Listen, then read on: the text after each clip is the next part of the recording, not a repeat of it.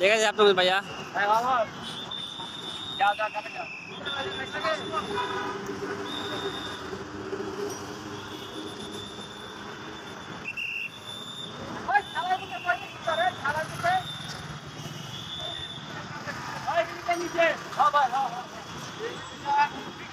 আর আপনি কখন আছেন ভাইয়া, কখন আছেন?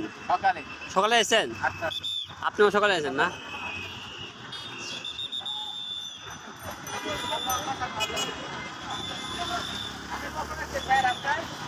ভাইয়া কখন আছেন আপনি? সালাম আলাইকুম।